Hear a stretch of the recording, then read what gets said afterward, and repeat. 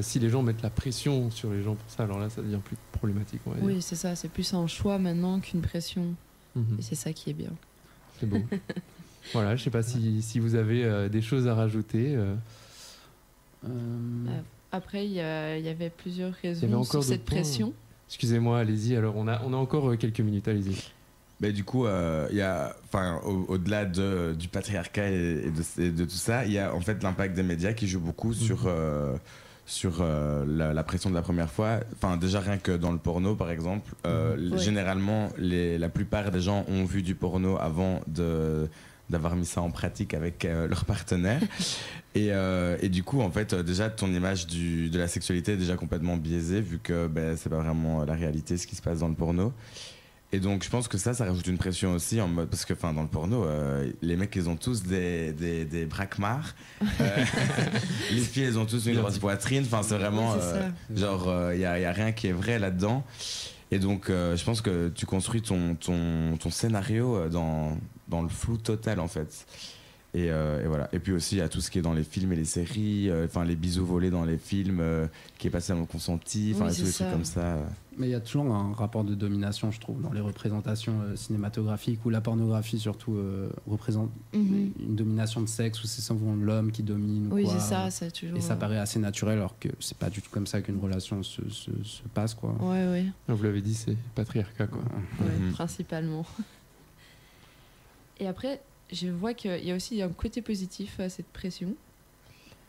Et ce seraient les discussions qui pourraient aider parfois à dédramatiser l'acte. Comme j'en ai parlé tout à l'heure, j'en ai parlé avec des copines, vous en parlez avec des copains aussi. Ça peut aider à moins mettre de pression. Peut-être enlever le mythe de la première fois.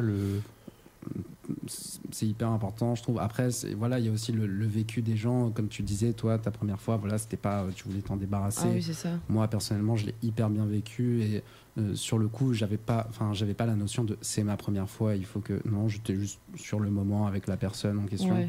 Donc, je pense qu'il y a aussi ce mythe de. Il y a des gens pour qui, malheureusement, ça se passe pas hyper bien. Il y a des gens pour qui ça se passe très bien. Il y a des gens où c'est un peu plus nuancé. Oui. Voilà. C'est pas dramatique en soi, quoi. Tout peut. Oui, au final, si tu vis bien, la perte de ta virginité, c'est le principal, quoi. Peu importe l'âge, peu importe avec qui et quand, le jour, la nuit, dehors. En somme, il faut écouter, respecter ses envies et celles de son ou sa partenaire. Tout à fait. Pour que ça se passe au mieux, quoi. Voilà. C'est une question de communication. Tu voles les mots de la bouche. Et voilà, pas de comparaison au final. C'est bien d'écouter les autres, mais pas se comparer. Ouais. Voilà. Et protégez-vous. Protégez-vous. Ce sont de beaux mots pour conclure cette chronique très intéressante et très instructive. Je vous en remercie. Et on va s'écouter Mamour de Odezen et on revient dans quelques minutes. À tout de suite.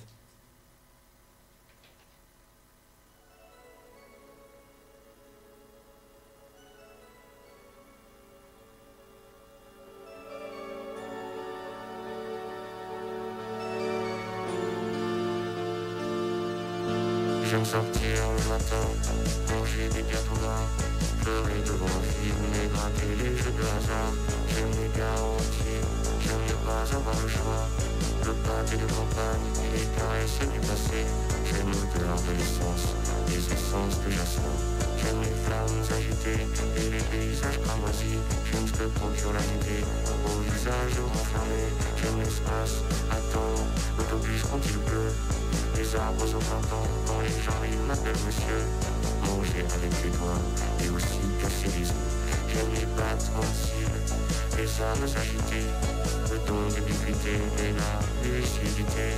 J'aime la couleur du miel et le son des abeilles. Comment tu l'ennui, la peau fluctue de rosée. J'aime continuer ma mère, l'orientation de rencontrer. Pour la musique,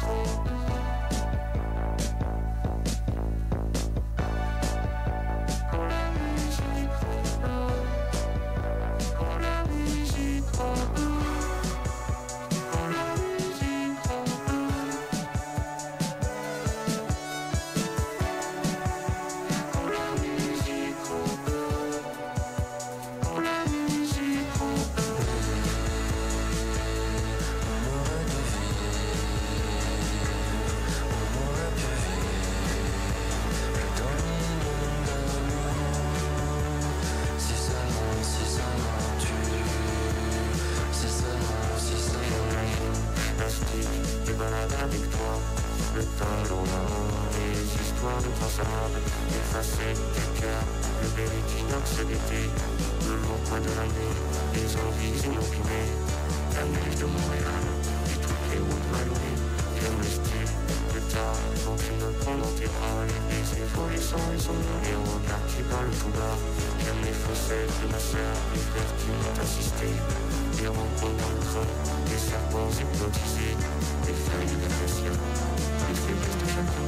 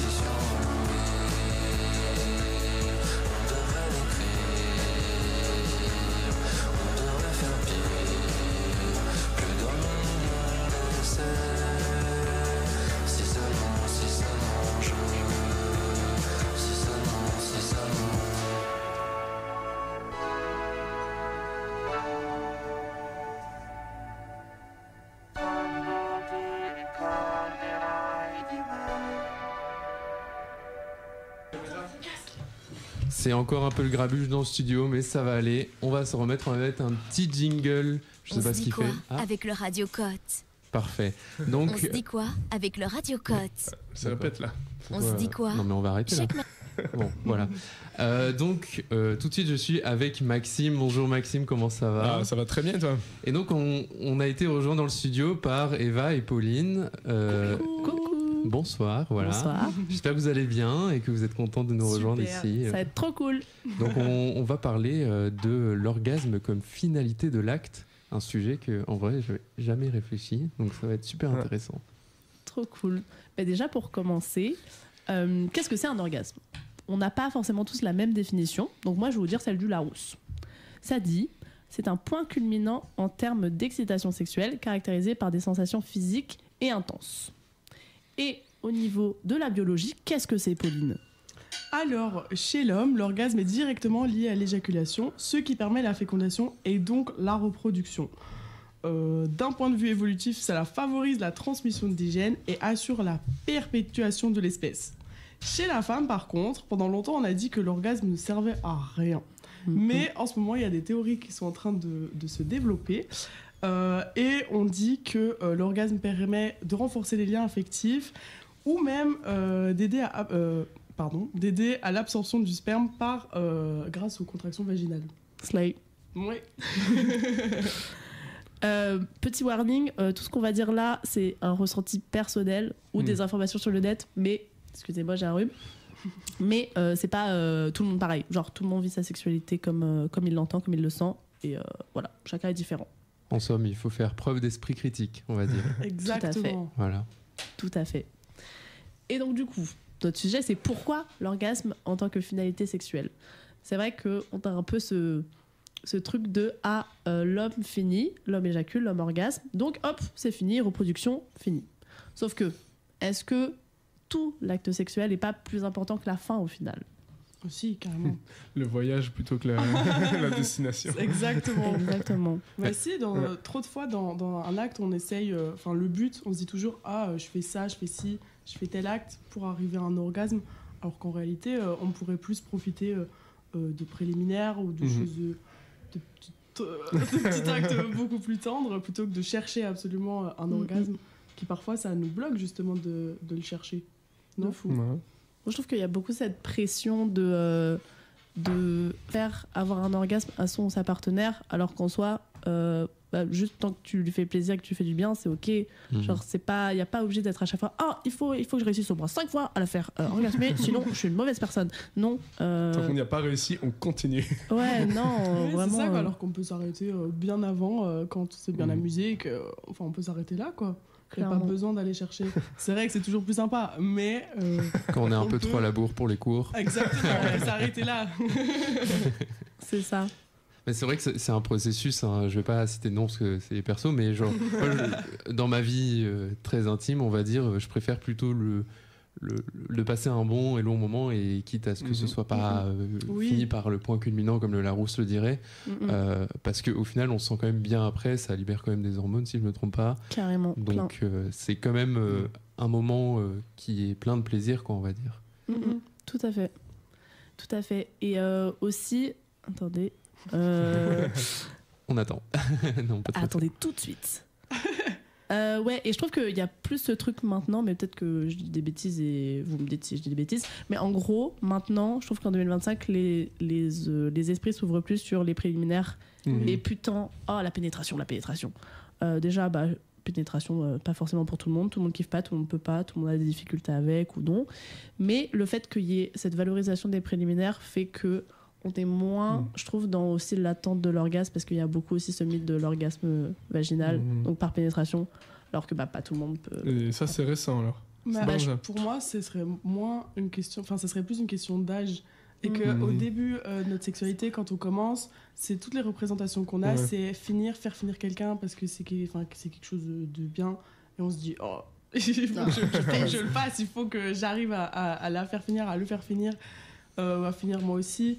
Et en grandissant, je trouve que justement, on apprend à se connaître, on apprend à connaître l'autre. Et c'est ça qui nous permet de valoriser. Au début, on a beaucoup de pression. Et puis après, au fur et à mesure de le faire. Je pense que c'est plus une question d'âge que. Enfin, peut-être pas. Mais c'est vrai. Et aussi une question de génération. Beaucoup de se connaître, aussi de connaître l'autre. Parce que c'est vrai qu'on se connaît pas et qu'on connaît pas l'autre. Du coup, on a la vision de ok, c'est comme ça, il faut faire ça. Ah tiens, je le ressens pas autant que tatatam, c'est peut-être pas normal.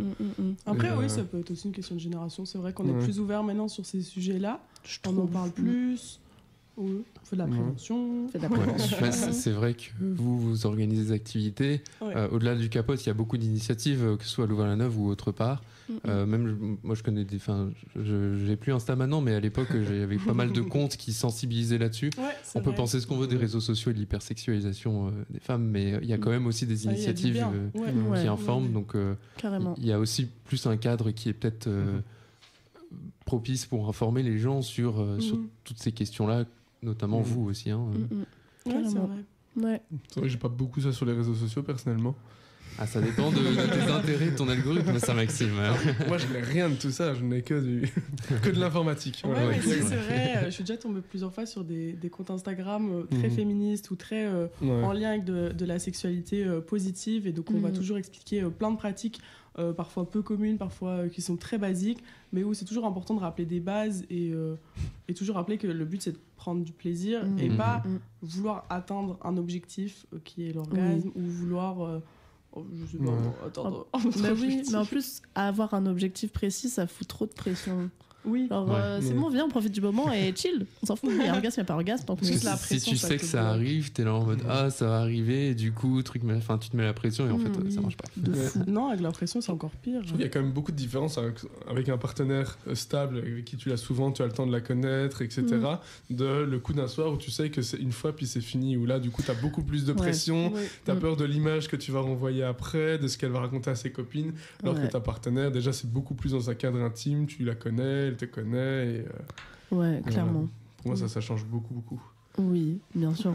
Bah oui. Mais il y a aussi un truc de genre, c'est quoi est-ce que les différences sont très sensibles et très minimes entre jouir, donc jouissance, ou orgasme? Est-ce que vous mettez une différence entre ces deux termes ou pas? C'est pareil. Pour moi, c'est la même chose. Pour moi, c'est différent. Ok. Allez, en fait, je pense pas que je saurais faire un gros débat dessus, mais pour moi, jouir, c'est quand tu finis, tu t'as vraiment profité de tout, mais c'est quand même vachement moins fort qu'un orgasme. Alors qu'un orgasme, c'est un feu d'artifice. Tu vois. Feu d'artifice. Et ce soir, c'est des discussions de haut niveau dans le studio. Je pense qu'il y a une distinction, personnellement, après peut-être que je suis mal renseigné, mais je fais plus la distinction pour les femmes, parce que j'ai l'impression que c'est plus possible que pour moi. En tout cas, j'ai jamais personnellement expérimenté ça. Après, peut-être que c'est possible, et peut-être qu'en fait, il y a tout un inconnu. Mais moi, j'ai déjà entendu plusieurs hommes qui m'ont parlé et qui ont dit que ça leur est déjà arrivé d'avoir un orgasme sans éjaculer et inversement. Ce qui est fou. Ce qui est fou, c'est vrai, mais je pense que c'est pas si banal. Enfin, en vrai, j'en sais rien. Mais c'est banal. Personne n'en parle. Enfin, ça, ce sujet-là, il n'est pas tant parlé. En fait, on est en mode, on kiffe le Mans, mais il n'y a pas vraiment de discussion à propos de ça. Puis parfois, c'est peut-être pas très clair sur le moment aussi. aussi. C'est vrai que c'est dur de faire des grands sondages, demander à tout le monde. Bon, entre des potes, tu sais plus ou moins, mais... c'est ça. On va faire un tour des caps. Au lieu de faire une petite des caps, on va demander alors. Hop. un peu mon rêve, en vrai. En vrai, vous pourriez vous inspirer de Cotangente et faire des statiscus ou un truc comme ça. Ouais.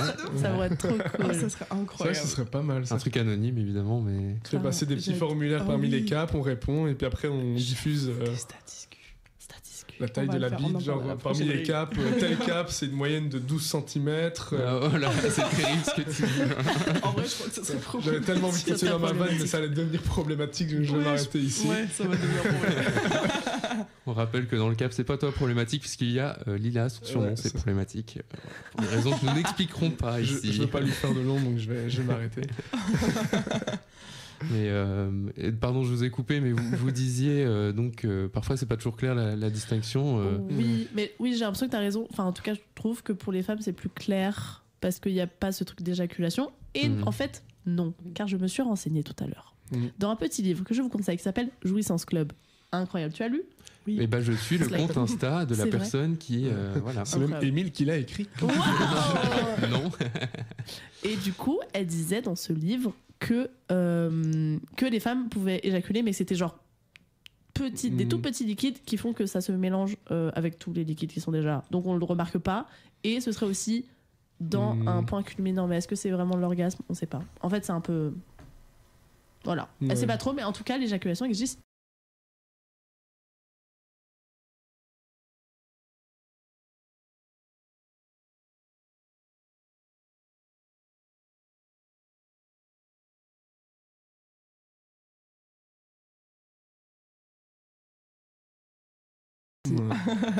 Chouette discussion de café. Ouais, c'est vrai, on pourrait faire ça. Donc on va se quitter sur ce point culminant de la fin de la chronique. Voilà. Quelle musique vas-tu nous mettre, Émile? Je vais vous mettre Dinos, je sais pas comment ça dit, Les Pleurs du Mal, qui est une chanson que j'aime beaucoup. Et donc on se retrouve tout de suite chez Louise. À tout de suite.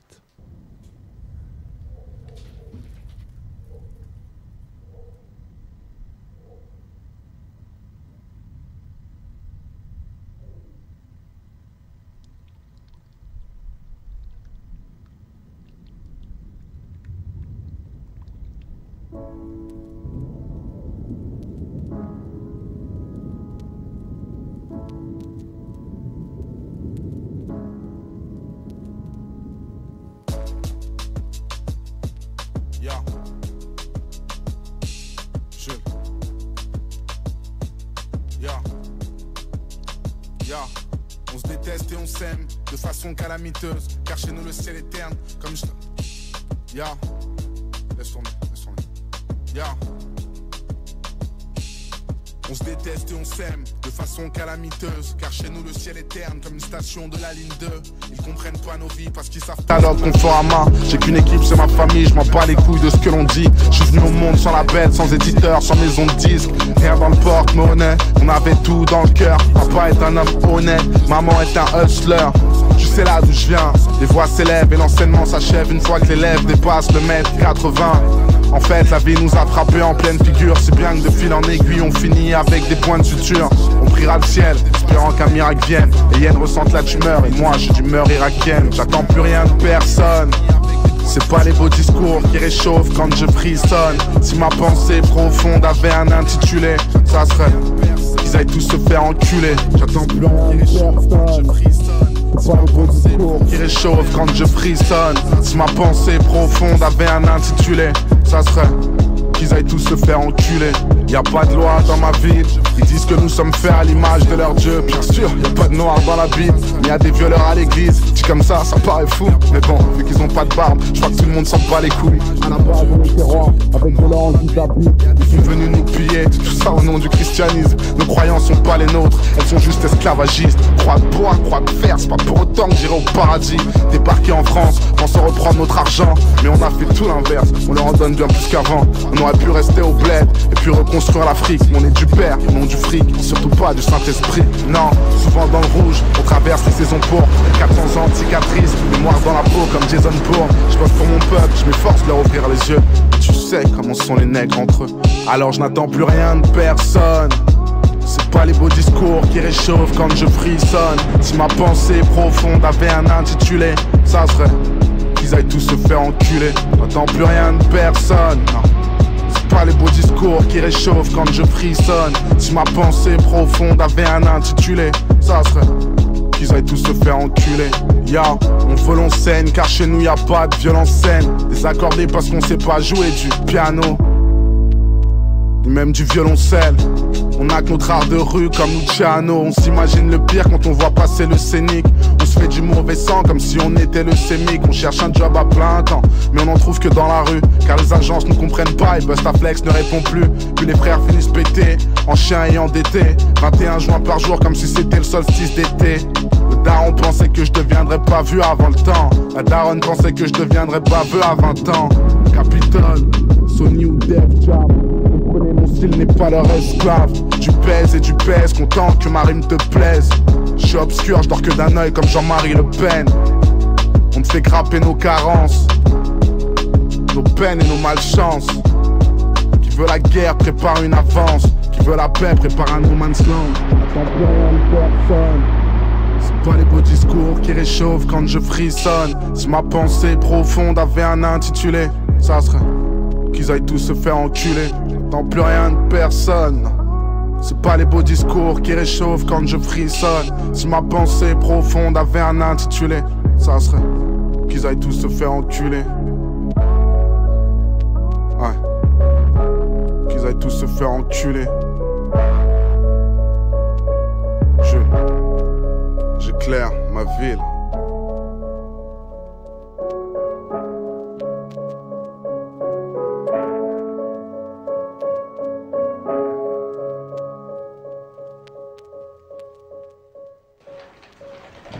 Et moi, je voudrais dire, si vous le permettez, que la France, il faut que la France et son gouvernement sachent que la France elle-même n'intéresse plus les gens pour chercher des visas pour venir ici. Arrêtez d'utiliser l'immigration comme un timbre pour vous faire élire ou vous rester au pouvoir.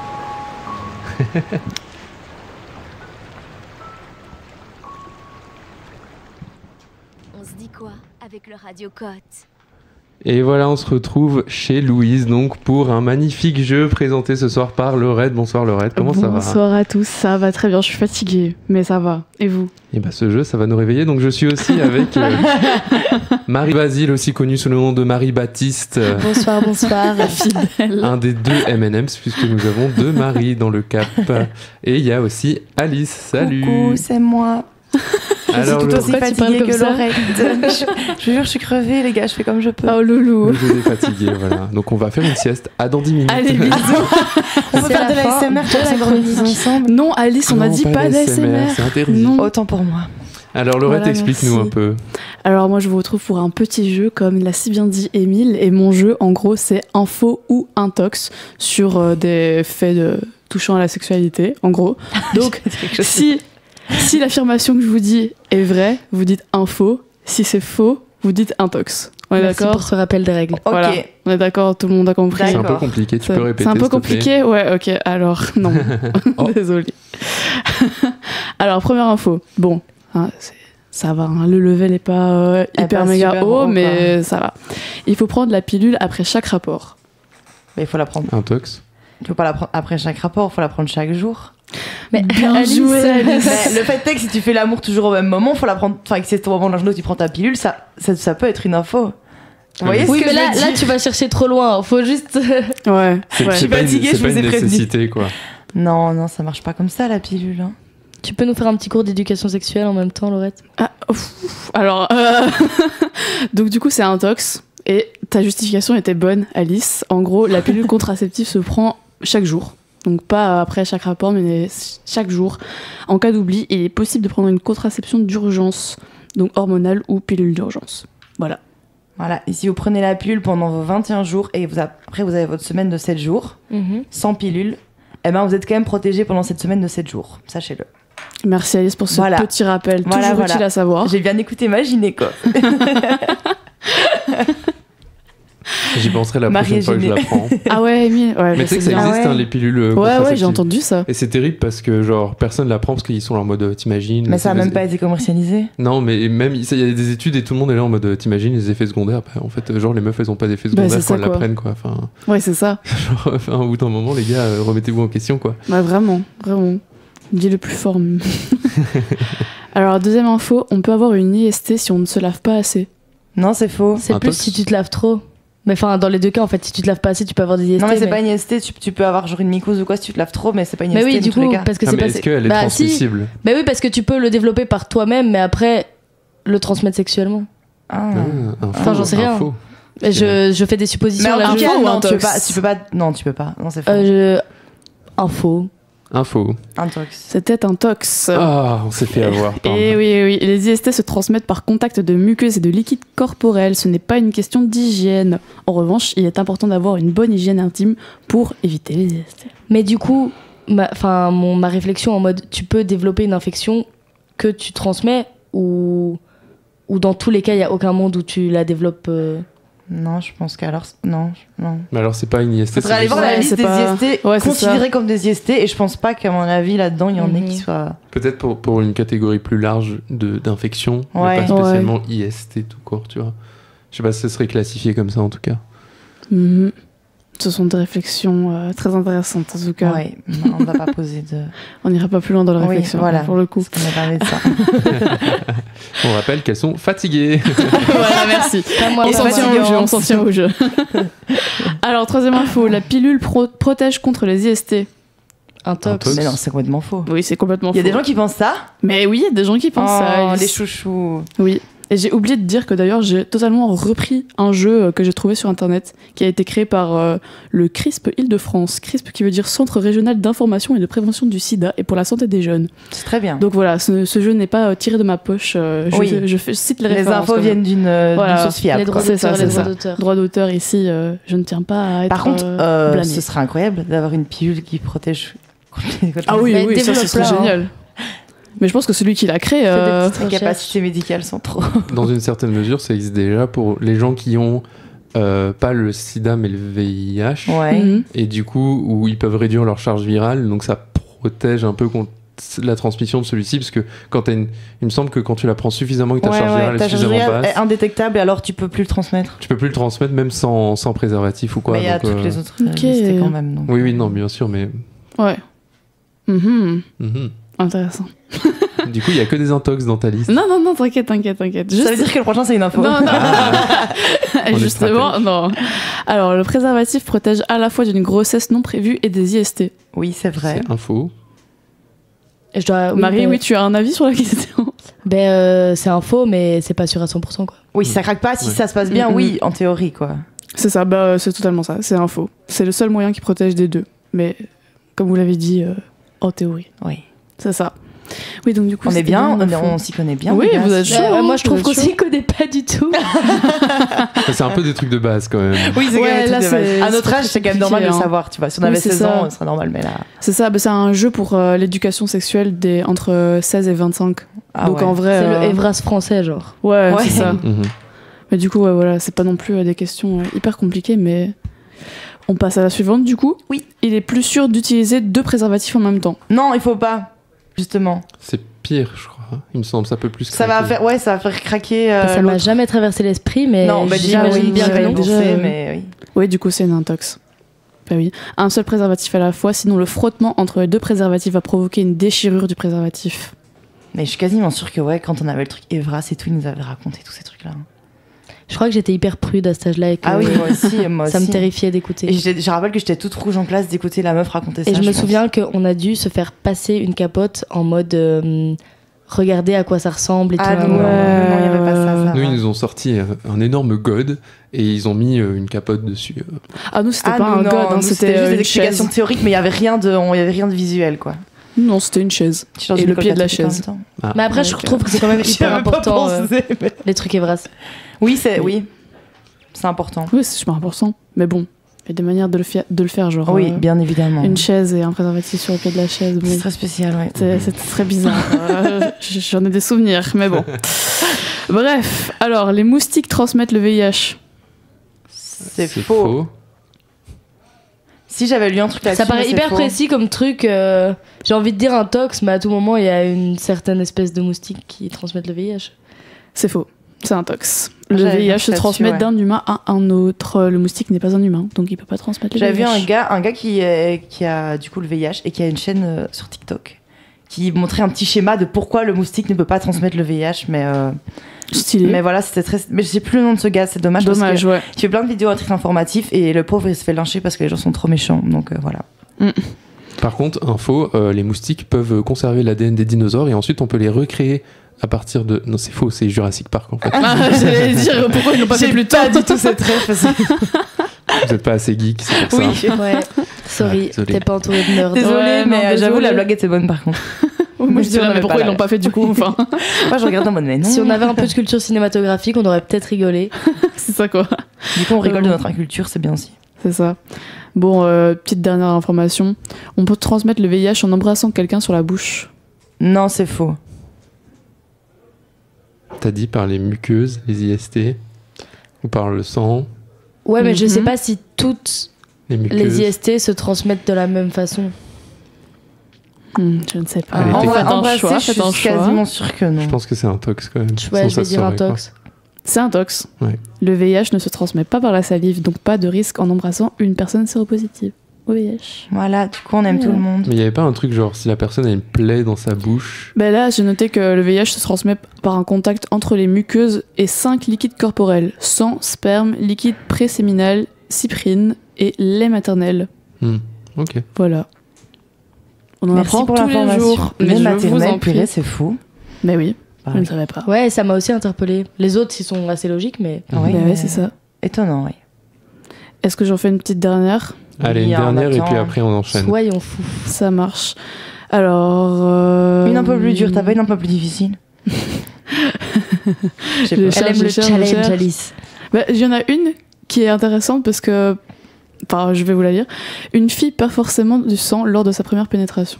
Non, c'est faux. Un tox. Ben moi, j'ai pas saigné, donc Moi non plus. je peux dire un tox. Ben, moi, je pensais que c'était un faux, honnêtement, mais c'est un tox. Donc voilà, je trouve ça intéressant parce que pour moi, oui, genre c'était un Ah, faux. tu pensais vraiment Ah ouais, oui. je pensais vraiment. Mais en fait, je et pense du coup, j'ai qu'avant- appris que non. Avant d'avoir ma première fois et du coup de ne pas saigner, je pensais. Mais du coup, je ne pense plus. Ah oui, Parce oui. que. Bah oui, oui. Mais c'est ça. en se concertant avec mes copines, la majorité d'entre nous, on n'a pas saigné. hein. Apparemment, ça dépend de chaque femme. Voilà. Et toi, Émile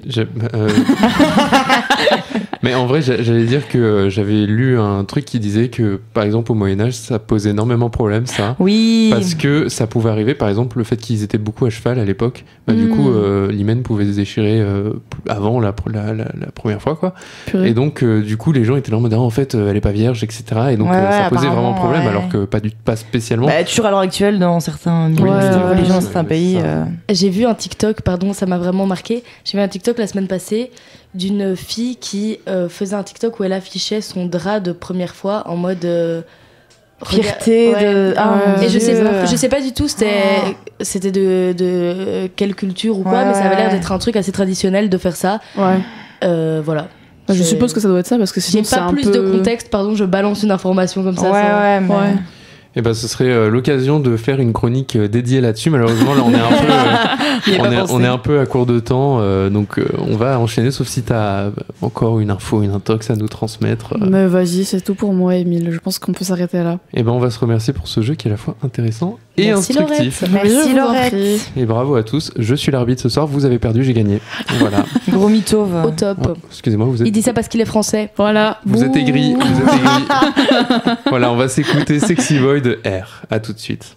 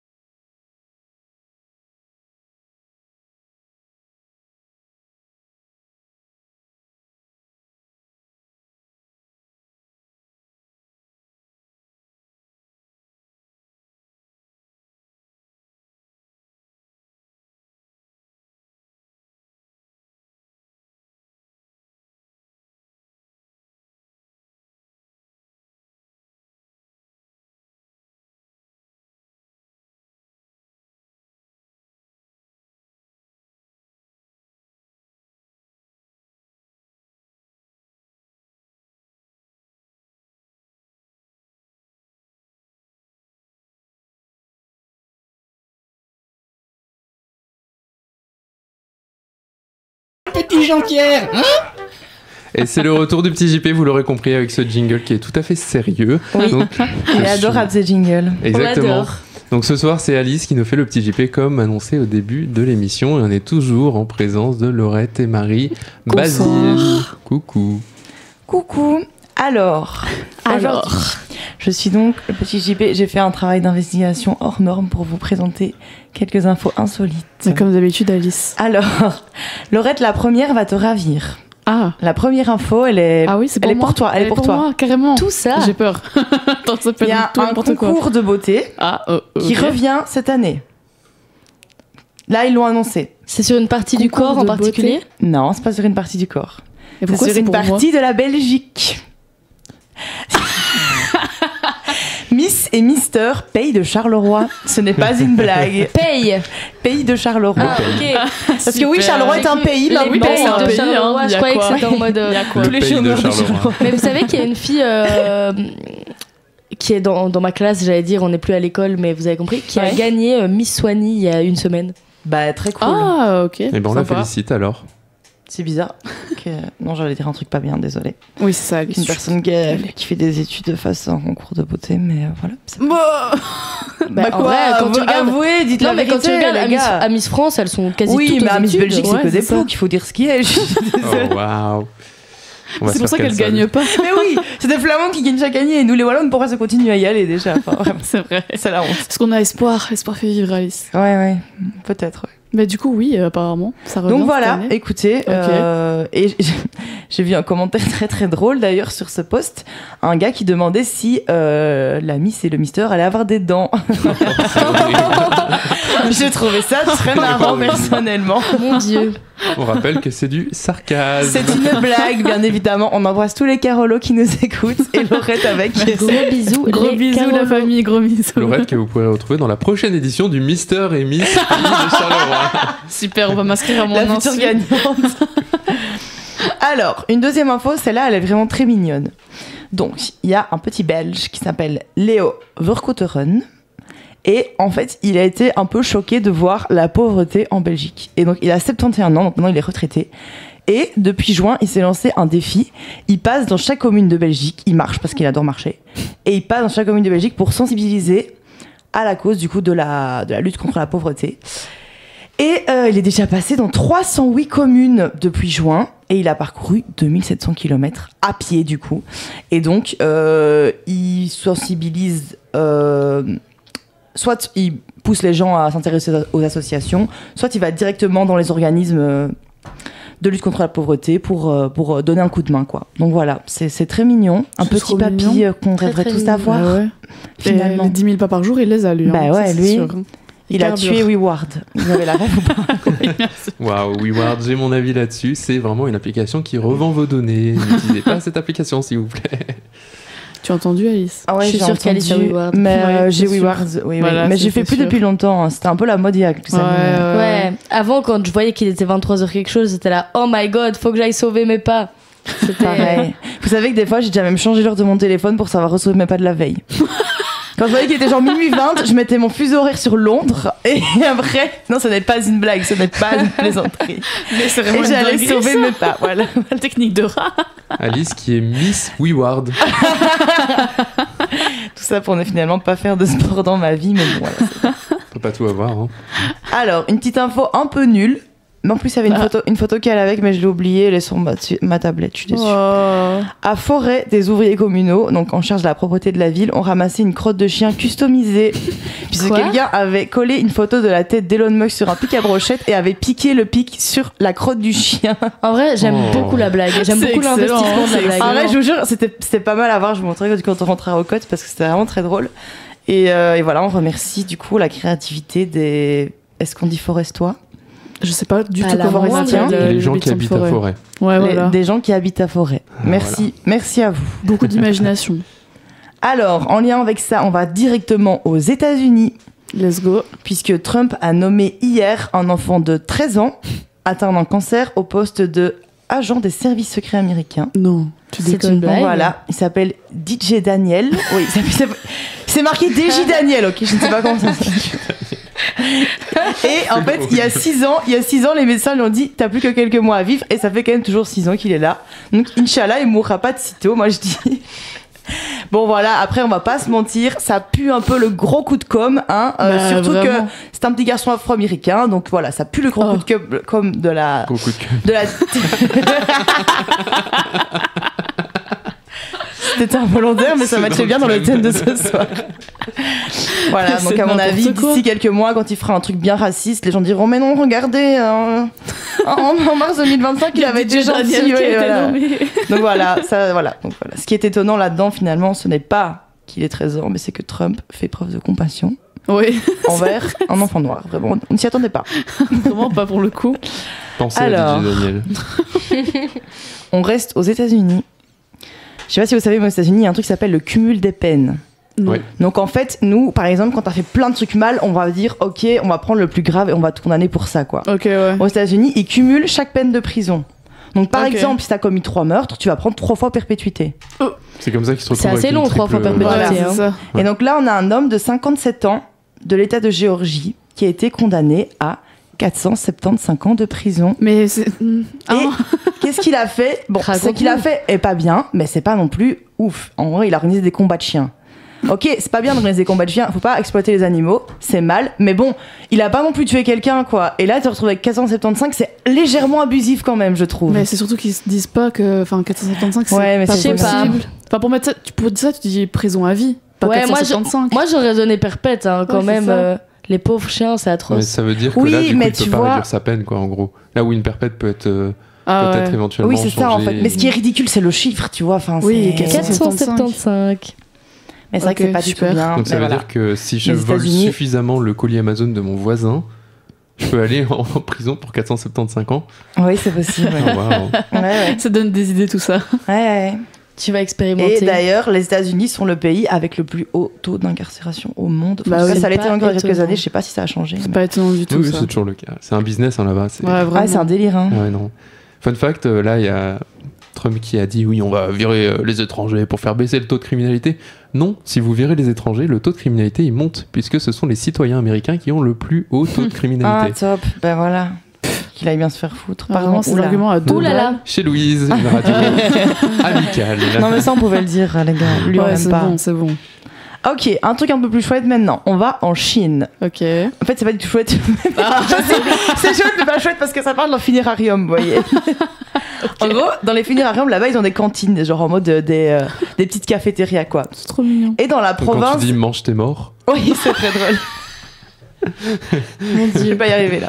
Dans la province de Guizhou, ils ont fait des nouilles du coup dans une cantine. Et en fait, il y a eu un gros buzz sur leurs nouilles parce qu'il y a un blogueur local qui a raconté qu'apparemment les nouilles étaient incroyables. Et du coup, maintenant, il y a des gens qui se font passer pour des proches de gens morts pour aller manger les nouilles. C'est horrible. Wow. C'est affreux. Et du coup, il y a une file d'attente apparemment de plusieurs heures pour manger les nouilles.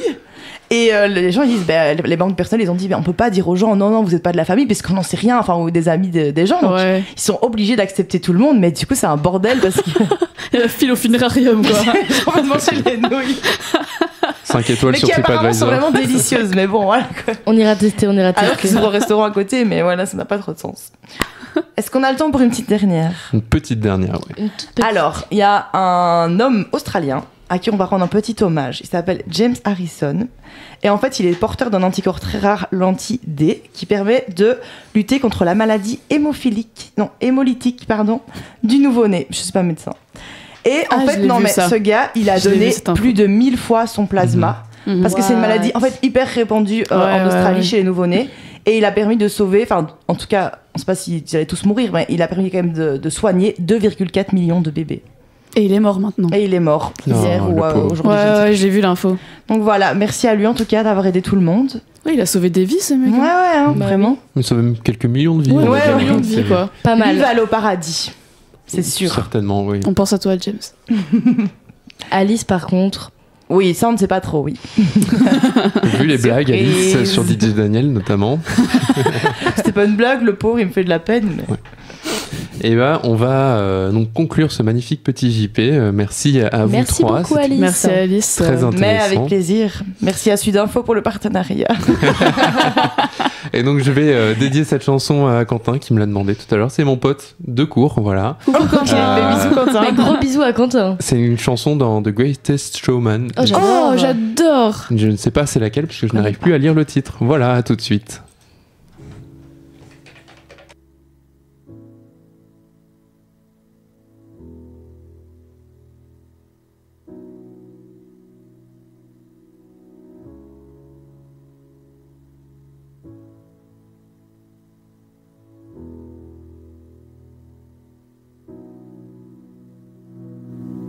I saw the sun begin to dim and felt that winter wind blow cold.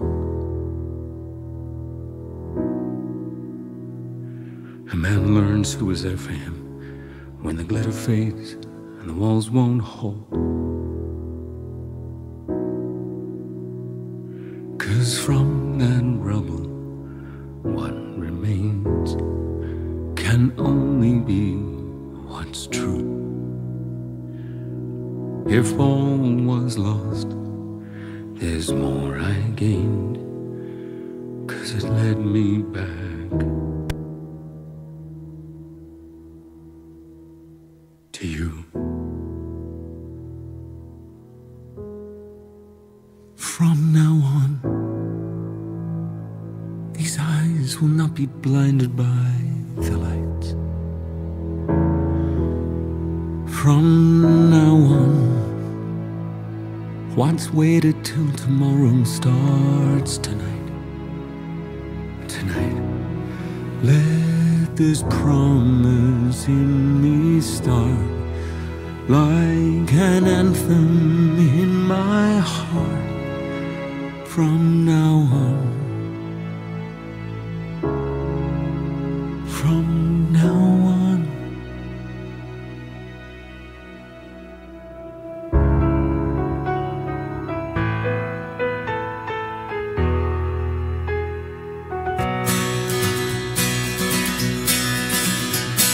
I drink champagne with kings and queens. The politicians praised my name. But those were someone else's dreams, the pitfalls of the man I became.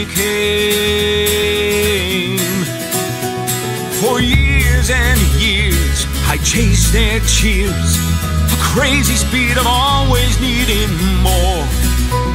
But when I stop and see you here, I remember who all this was for. And from now on, these eyes will not be blinded by the lights. From now on, what's waited till tomorrow starts tonight. It starts tonight. And let this promise in me start.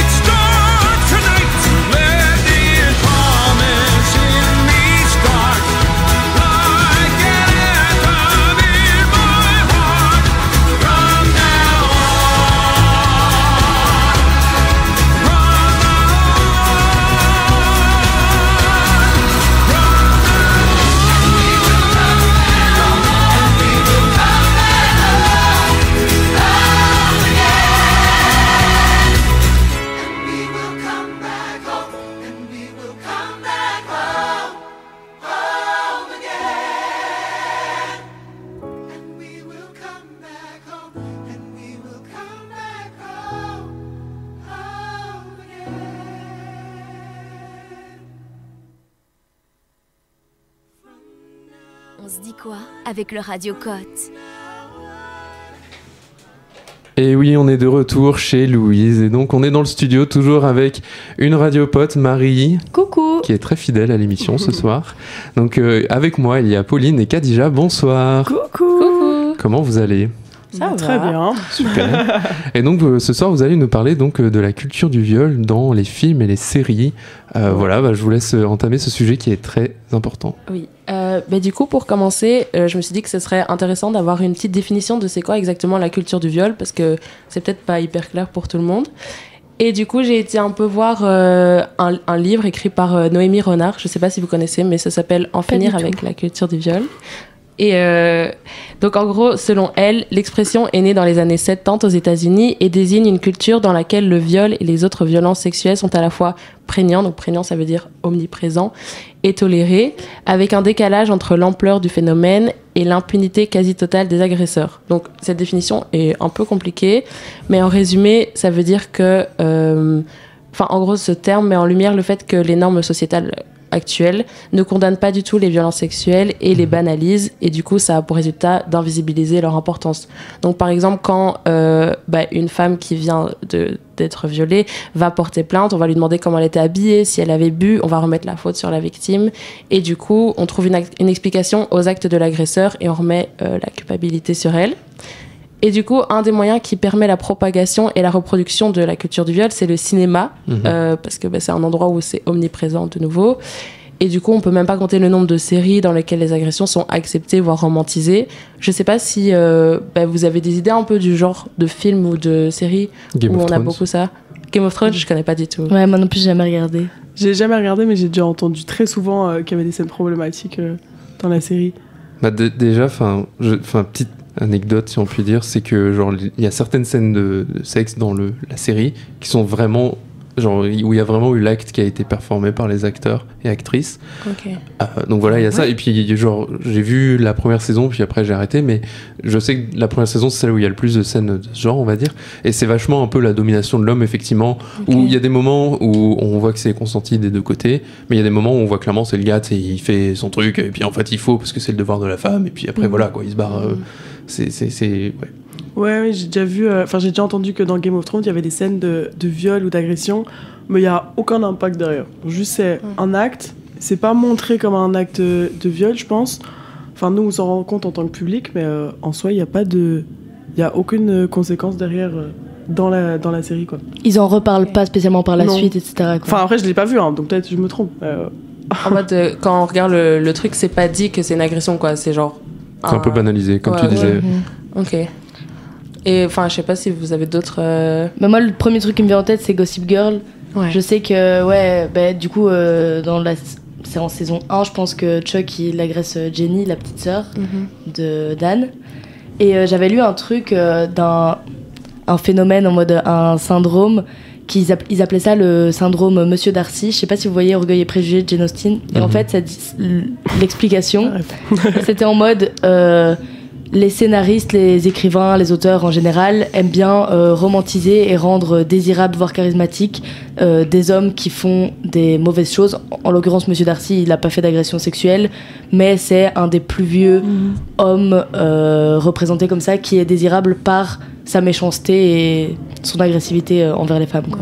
Ouais, il y a un peu ce truc du bad boy, et du coup tout lui est permis parce que il est à l'encontre et c'est un méchant, et je trouve surtout avec Chuck Bass c'est fou parce que moi j'ai regardé Gossip Girl et dans la saison 1 je le trouvais horrible, on voit que c'est quand même un mauvais personnage et c'est dit que c'est pas ok ce qu'il fait, mais au final j'étais jeune quand j'ai regardé, mais à la fin c'était mon personnage préféré, quoi, parce que c'est le cas de tout le monde. Je trouve ça fou, mais c'est fou parce qu'en fait on met tellement sa romance avec Blair, qui même est hyper toxique aussi, sur le premier pas de la scène, que du coup genre tout le reste et tous ces actes d'avant sont hyper banalisés de nouveau. Sont tolérés, quoi. Ouais, c'est toléré, c'est même romantisé un peu. Ça devient un peu mais dans les films, il y a pas que les hommes parfois qui agressent.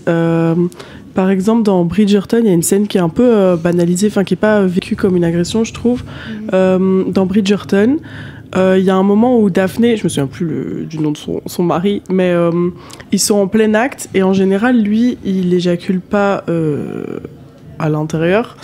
pour ne pas avoir d'enfant, et elle comprend pas trop ce qui se passe parce qu'elle connaît rien du tout à la sexualité, donc elle va le forcer à éjaculer dans elle.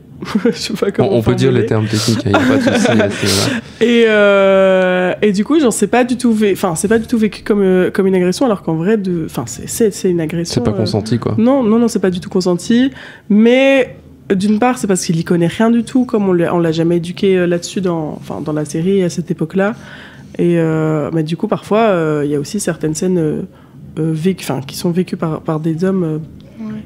Et surtout, là, dans ce cas-ci, c'est compliqué aussi parce que même les scénaristes, j'ai l'impression qu'ils l'ont pas vu comme une agression. Oui. Genre, c'est après le public qui a un peu réagi et qui s'est insurgé, mais de base, c'était normal, quoi. Mais en ce moment, de plus en plus, les plateformes comme Netflix se rendent compte de certaines scènes grâce au public qui se plaignent et qui portent plainte. Et, par exemple, dans 13 Reasons Why, avec un accent de fou, C'était anglaise, non? Oui, c'est vrai, si vous l'avez remarqué. Il y a une scène de viol dans la saison 2 qui a été supprimée parce qu'elle était beaucoup trop violente, je crois. Enfin, je ne l'ai pas du tout vue, mais je sais qu'elle a été supprimée. Netflix, voilà, c'est supprimé des plateformes. Et je crois que Netflix fait de plus en plus d'efforts là-dessus. Et HBO aussi, je crois. Ils écoutent le public quand il y a des scènes problématiques. C'est bien. C'est important. Ouais. Mais en vrai, je me souviens, si je puis apporter un témoignage, parce que je pense qu'en fait, c'est aussi que les hommes sont pas conscients de peut-être ce que ça fait de se faire agresser, etc. Et heureusement, dans mon cas, c'est pas allé jusqu'au viol, évidemment que non, mais je me souviens que j'étais en soirée avec une fille, donc voilà, on commence à s'embrasser et tout, et à un moment, genre, elle me prend ma main et elle la met à des endroits et tout. Et moi, je voulais pas, donc j'enlève ma main, etc. On continue, puis elle le refait et tout ça. Et à ce moment-là, je me suis vraiment senti utilisé. Ça m'a fait un peu un wake-up call, comme on peut dire, voilà, un électrochoc. Et à ce moment-là, j'ai un peu compris ce qu'on dit quand on dit je suis un peu un objet, quoi. Enfin, dans une moindre mesure, évidemment, je suis pas autant concerné par le problème, on va dire, mais quand même. Et du coup, je pense que c'est important de conscientiser tout ça parce qu'il y a beaucoup d'hommes derrière toutes ces grosses plateformes qui prennent des décisions qui sont pas toujours peut-être au goût mais du voir jour. Ce genre de scène dans des films et séries, ça peut vraiment banaliser dans la vie de tous les jours, parce c'est souvent du romantisme. Il y a des baisers volés, et c'est très tourné de manière romantique, où la fille qui dit non plusieurs fois, ou l'homme qui dit non plusieurs fois, et au final, ça se chauffe un petit peu, donc on dit oui. Ça, c'est dans les films, et encore, ça devrait pas être montré, parce que dans la réalité, c'est pas comme ça. Ça ne doit pas se passer comme ça. Ouais, même dans... Enfin, je sais pas si vous avez vu, c'est une comédie romantique, mais The Notebook, N'oublie jamais en français. Vraiment, le mec va jusqu'à menacer de se tuer si la fille n'accepte pas d'aller à un date avec lui. Et du coup, ça banalise le fait que elle a pas de consentement propre ni de volonté propre, parce qu'elle finit par dire oui, et au final, ils se marient, ils sont hyper amoureux, donc... elle avait qu'à dire oui dès le début, ça aurait été plus simple. Mais c'est ça le truc qui est souvent pas considéré comme des agressions ou comme des viols, parce que le consentement est donné au final. Mais dans la vraie vie, un seul non, c'est un non définitif. Et je trouve ça fou parce que ça banalise le fait de redemander. Et c'était n'est pas consentir. Mais on rappelle que non, c'est non, peut-être c'est non. Oui, et puis non, c'est quand même non. C'est quand même important, quoi. Donc je sais pas si vous avez encore peut-être des éléments à rajouter pour conclure cette chronique. C'est sur une note un peu plus positive, mais du coup il y a en ce moment beaucoup de séries qui dénoncent plus ce truc de culture du viol et de l'importance. Moi, en faisant mes petites recherches, j'ai découvert une série qui s'appelle I May Destroy You, et je l'ai pas vue, mais ça m'a donné envie de la voir, qui du coup on va suivre une personne qui a subi une agression, et on va suivre toutes les démarches ensuite pour que l'agresseur soit puni. Et en fait, elle va avoir beaucoup de débats avec des policiers, avec des gens des avocats, tout ça. Et donc, ça va avoir tout un impact pédagogique sur ce qu'est une agression sexuelle. Genre, est-ce que enlever le préservatif pendant l'acte, c'est une agression? Oui, non, des choses comme ça. Et donc, oui, la réponse est oui. Mais du coup... donc, tout ça, on voit dans la série. Oui, on voit tout ça dans la série, et on apprend tout ça en même temps qu'elle. Donc, je l'ai pas vu, en fait. Voilà, mais ça avait l'air d'être vraiment bien. Donc, je vous la conseille en théorie, quoi. Voilà. Donc voilà, on voit que les grandes plateformes aussi commencent à promouvoir, en tout cas à héberger ce genre de choses. Et de moins glorifier ce genre d'actes dans les films. Donc voilà, sur cette note positive, on va dire, et c'est important comme sujet, merci d'en avoir parlé aussi justement. On va donc s'écouter Calogero, si jamais je pouvais lui manquer. Donc on se retrouve tout de suite chez Louise.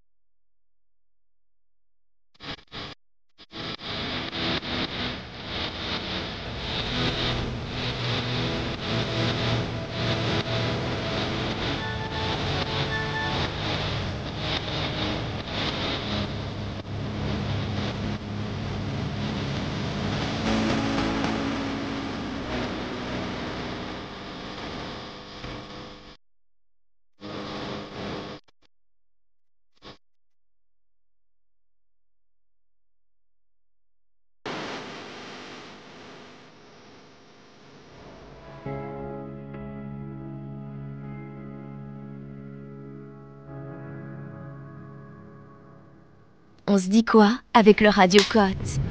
Et on est de retour chez Louise dans le studio, le fameux pour cette émission qui n'en termine pas. Ce soir, on a été rejoint par un troisième cap, le Delta Cap. Bonsoir, donc il y a Margot et Valérian. Bonsoir. Bonsoir. J'espère que vous allez bien. Ça va très bien. Super, et donc ce soir ce sera Talia qui fera l'interview. Bonsoir. Exactement. Trop chouette. On va peut-être commencer du coup. La première question que j'ai pour vous, c'est peut-être de vous présenter le projet. Oui, bien sûr. Du coup, nous, on est le Delta Cap. On est un quota projet qui fait partie de la plateforme Handicap. Nous, notre mission principale, c'est l'inclusion des étudiants PEPS HTM. HTM, qui veut dire handicap, maladie et troubles. Okay. Voilà. Donc l'inclusion des étudiants PEPS HTM dans la vie estudiantine et également la sensibilisation aux autres étudiants à leur situation. Ok, bah oui, c'était une de mes questions. C'était pas juste le soutien, l'accompagnement, mais aussi la visibilisation, j'imagine. Tout à fait, la sensibilisation et donc l'intégration des étudiants PEPS dans le monde étudiant, quoi, plus globalement. Trop bien. Et je pense que vous avez d'ailleurs un événement qui arrive, c'est un peu le but aussi, c'est le festival. Tout à fait. Peut-être que vous pouvez m'en dire un peu plus. Oui, super. Du coup, le Festival du Handicap se déroule le 20 mars sur la grande place de Louvain-la-Neuve. Donc pendant toute la journée, vous allez pouvoir nous rejoindre. La mission principale du festival, c'est vraiment la sensibilisation aux difficultés rencontrées par les étudiants PEPS, donc la sensibilisation aux troubles, aux maladies qu'ils peuvent avoir. Et on va vraiment essayer de les intégrer au maximum. Et donc, on a plein de petites choses prévues ce jour-là qui vont être trop chouettes. Je sais pas si je peux vous faire un petit détail. Ok, super. Alors, tout d'abord, on aura une partie qui sera dédiée à une foire aux associations. Ok. Donc, il y a notamment la Ligue Braille qui vient faire une initiation. Donc, on peut... essayer d'écrire avec les machines pour apprendre à écrire en braille. Donc ça, c'est vraiment tout ce qui est inclusion des étudiants qui ont des problèmes de surdité, etc. Aussi les personnes qui ont des problèmes de vue, la Ligue Braille. Et on a le CAPSIN qui vient pour les étudiants qui ont des problèmes de surdité. Le CAPSIN qui vient faire aussi une initiation. Donc c'est aussi un quota projet, donc c'est chouette parce qu'ils seront présents avec nous. On a une autre association qui s'appelle Almagique qui vient faire du cardball. Ils étaient là l'année passée et c'est trop chouette. Du cardball, c'est-à-dire Alors, le cardball, c'est une très bonne question. C'est donc des petits cartes. Oui, je pense. Ouais, c'est ça. Et tu joues au foot avec ça? Voilà, c'est ça, tout à fait. Tu t'essayes de faire des petits jeux, etc. Donc, ça va être sympa. Donc, la langue des signes. Il y aura un stand avec des jeux de société, des stands avec une tombola. Donc, si vous voulez venir nous aider pour financer, on essaye d'aller de plein de petits endroits, Louvain-la-Neuve. Et ce qui est chouette, c'est que tous les commerces sont quand même assez ouverts à ça. Donc, c'est chouette s'ils nous aident. Il y a aussi toute une partie restauration. Avec notamment des super burgers le soir, des cornets de pâtes à prix très démocratique le midi, de la Bertinchamp pamplemousse, de la Bertinchamp triple. Vous savez comment nous charmer. Complètement, c'est pour ça qu'on le fait, c'est pour ça qu'on a choisi la Bertinchamp. Et alors, il y a aussi une énorme partie qui touche les artistes. Donc on aura une scène et tout au long de la journée on aura des artistes qui vont se défiler. À partir donc de 14h30 à 15h30 on a de la cyclodance qui vient faire une démonstration. Alors de la cyclodance, c'est trop chouette, c'est un groupe donc de danse qui une ASBL si je ne me trompe pas, qui ici évolue à Louvain-la-Neuve au Bloquerie. Ils existent depuis 20 ans plus ou moins, et donc c'est un monsieur qui donne de la cyclodance et c'est quelque chose qui est quand même assez répandu en Wallonie. Et il m'a parlé d'un gros festival, enfin d'une grosse organisation qu'il avait faite il y a plus ou moins 10 ans. Il était trop chouette par rapport à ça. Et donc c'est vraiment une personne qui est valide avec une personne qui est en situation PMR, et ils dansent à deux, donc c'est quand même assez chouette. Voilà, un tandem, tout à fait. Donc ils vont danser, ils vont faire une petite démonstration et puis il y aura une initiation. Donc ils apportent des fauteuils roulants et voilà, on peut faire ça avec eux. Et alors on a aussi la chance après à 16h d'accueillir Noé Lepeau qui est un étudiant PEPS. Ah mais oui, on l'a interviewé voilà. Ah mais voilà, super. Et donc il sera là, il va faire du piano pendant plus ou moins 40 minutes, 45 minutes. Il est ravi et nous aussi on est ravis de l'accueillir. Ensuite il y a Mu qui est un groupe qui mélange plein d'énergie brutale, de l'eurodance, des percussions, des chansons à texte. Et ils essayent depuis peu la musique électronique. Voilà. Et donc ça, c'est un groupe inclusif, donc avec des personnes en situation de handicap. Donc ça va vraiment être chouette. Donc eux, ils vont faire aussi un concert inclusif de 45 minutes. Ensuite, on a Wanino, qui est aussi un groupe qui va faire de l'électro. Franchement, ils vont bien s'amuser aussi. Ils sont déjà venus l'année passée, donc c'est une collaboration qu'on a avec eux. Sur le long terme. Voilà, tout à fait. Okay. Et puis il y a l'orchestra qui va venir faire un concert, donc c'est trop chouette. Bah oui, on ne le présente plus non plus. Donc de 19h30 à 20h30, ils vont venir avec leur super team nous faire un super concert comme ils ont l'habitude de faire. Et on finit avec Neon Rust, qui est un groupe qui est un petit peu connu aussi. J'ai déjà entendu parler. Ouais. Oui, voilà. Il y a 3 jeunes, donc il y a Théo à la batterie, Tim à la basse et Théo à la guitare et au chant. Et ils ont toujours été influencés par les groupes des années 90, Nirvana, les Red Hot Chili Peppers et tout ça.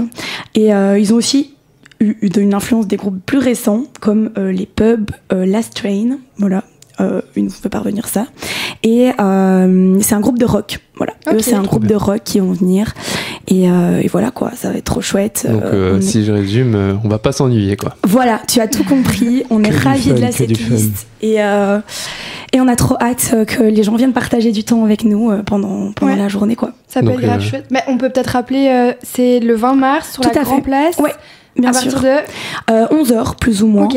Jusqu'à 22, 23h en fonction de l'ambiance. Voilà. Bon, on dépasse pas minuit parce qu'évidemment on peut pas. Évidemment à retrouver sur vos réseaux sociaux. Tout à fait, évidemment, la pub a commencé. On a besoin de bénévoles d'ailleurs. Donc si des gens sont motivés à venir, on a un super réel qui est sorti aujourd'hui justement. Allez checker le compte Instagram. Tout à fait, sur le groupe, le compte Instagram. Donc n'hésitez pas à venir en bénévole, même si c'est 1 heure pour servir au bar. Nous, ça nous aide puisque on est 14-15, donc c'est quand même une grosse organisation. Quoi. Oui, de 11 à 22h, ça fait 10 heures de... Surtout qu'il y a des teams qui accueillent les artistes, donc on n'est pas tous présents pour être au bar, tout ça. Donc voilà, n'hésitez pas. Et il y a une super teuf all-in après pour remercier les bénévoles. Donc c'est important de le souligner, ça peut amener du monde. Voilà. Bien sûr, merci beaucoup d'être venu parler de ça. Je sais pas, Émile, il nous reste du temps ou pas ? On a 2 minutes. Est-ce que vous avez un autre projet, enfin un autre event plutôt à partager qui arrive avant, après On peut parler du Blocus Peps peut-être. Oui, j'avais noté ça aussi. Ok, tout à fait. Et donc, oui, bien sûr. Donc le Blocus Peps, c'est un blocus aménagé qu'on organise pour les étudiants Peps, mais pas que, puisqu'on vérifie absolument pas si vous êtes Peps. Et on propose plein de types d'aménagements. Donc par exemple des casques anti-bruit, des séparateurs de table, des Swiss balls. Il y a différentes salles, donc il y a vraiment une ambiance chill, donc où vous pouvez écrire au tableau, être debout, etc. Il y a 2 salles où c'est vraiment ambiance comme les bibliothèques, et il y en a une dernière où c'est vraiment silence total, où il y a vraiment des horaires pour rentrer et sortir, parce qu'il y a des gens qui ont vraiment besoin d'énormément de calme. Donc c'est super, ça a super bien fonctionné au premier quadrimestre. On espère avoir autant de monde au deuxième. Voilà. À surveiller tout ça. Oui. C'est aussi sur nos réseaux évidemment. Donc vos réseaux, Instagram. Oui, Instagram, le Delta Cap, Facebook aussi, Delta Cap, la page Delta Cap aussi. Ouais, c'est ça. Voilà. Et on est aussi sur TikTok. Oui. Delta Cap on aussi. est sur TikTok. Delta Cap, c'est vrai, je m'en serais pas douté. Coïncidence. Merci pour tout ce que vous faites pour les étudiants et étudiantes PEPS et autres. Donc, on va s'écouter une petite musique et encore merci d'être venu. On s'écoute Cœur de pirate, Pilgrims on the Road pour ceux qui connaissent. Merci de nous avoir reçus. Merci.